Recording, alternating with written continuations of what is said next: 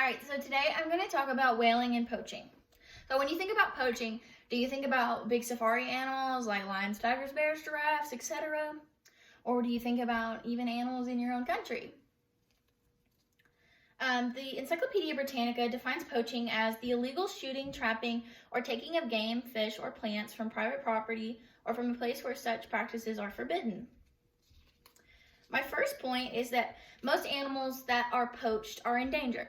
So, like I said earlier, the animals that you think of that are poached, such as lions, tigers, bears, etc., are not the only ones. Animals, even the smallest of such, which can be described as pangolins. So pangolins are a mammal and they have scales on the top, and they're described as the mini T-Rex, but they're actually a mammal. So this mammal, they take the scales, these poachers do, they take the scales of this pangolin and they grind them up and they're used for medicinal purposes. Their blood is also used for medicinal purposes, and even their fetuses, so the babies inside the moms.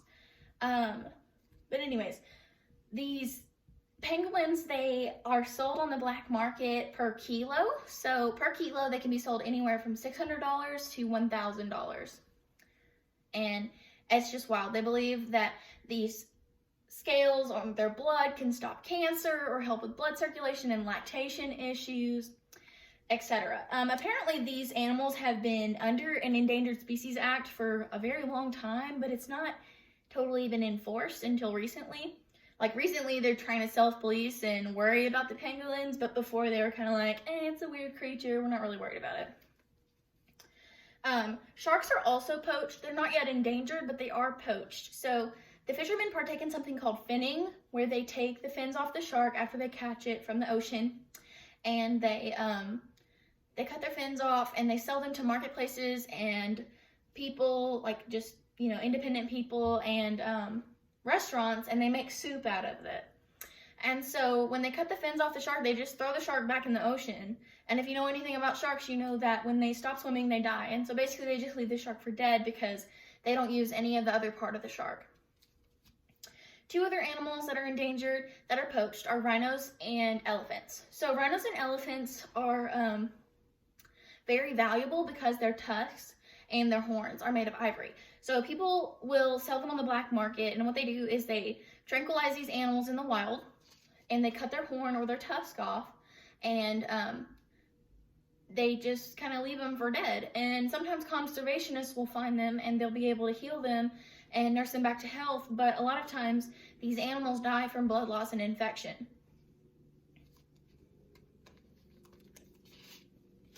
The trade in rhinos was banned in 1977 by the Convention of International Trade of Endangered Species, but people are still doing it under the table. My second point is that animals should not be used as trophies. So if you're going to go overseas and hunt for this wild animal, and you're just going to bring it back and put it in your house and make it into a rug or put their head on the wall or stuff the animal, what gain do you receive from that? What gain do you receive from a zebra rug? My point being is that people do not want to be made into trophies. They do not want to be seen as some kind of reward, but neither do animals. You shouldn't use animals as a kind of reward. It is said that each year, hundreds of thousands of wild animals in the U.S. and around the world are killed by trophy hunters. The hunter's primary motive is not to get food, but simply to obtain animal parts for display and bragging rights.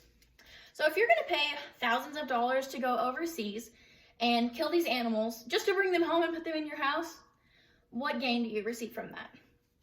My third point is that there are motives behind poaching and big game hunting.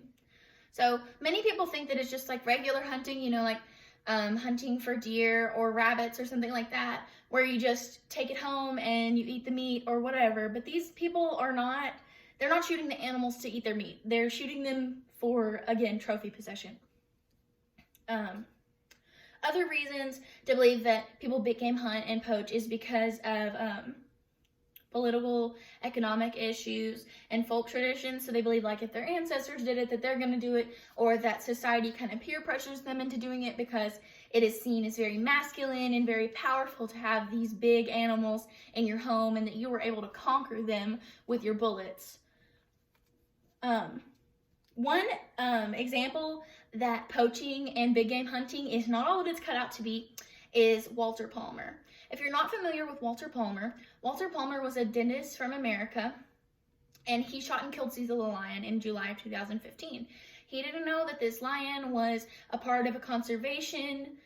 He thought that it was just a random lion, and the person that took him on his big game hunt thought it was too, and so afterwards they were filed with lawsuits and other kinds of punishments because of this act. So my last point is that whaling is very wrong because it brings whales close to extinction. They're not extinct yet, and they're not endangered, but they can be if whaling continues. So if you don't know what whaling is killing whales for their blubber and their meat and their bones, and the bones can be made into glue, the blubber oil, the meat can be eaten, whatever. Cultures eat the meat and blubber, but if we continue to let different cultures eat this meat and kill these whales, the whales will no longer be available in the future when they want to tell their ancestors, or their ancestors want to tell them about, their culture and what they used to do. It is also known that the whale parts that are used in cosmetics can be avoided because whales and other animals are not necessary for cosmetics. A lot of cosmetics are vegan and cruelty-free, and so they're plant-derived, and these plants are able to substitute for these whale parts. When they were trying to outlaw whaling in the 1970s, Nixon and other people spoke to many countries about stopping whaling, and they were able to succeed for the most part, but like other poachers, they do it under the table. In conclusion, poaching and whaling is very wrong, and together we can come together and end this cruelty towards the animals. So, thank you.